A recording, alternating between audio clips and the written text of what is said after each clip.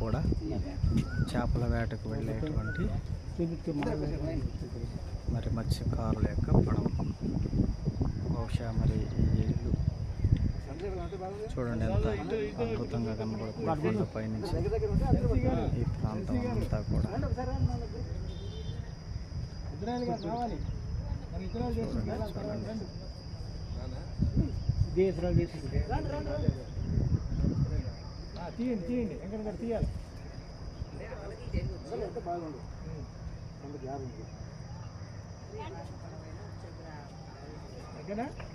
చాలా లోతుగా దూరంగా మరి పడవలు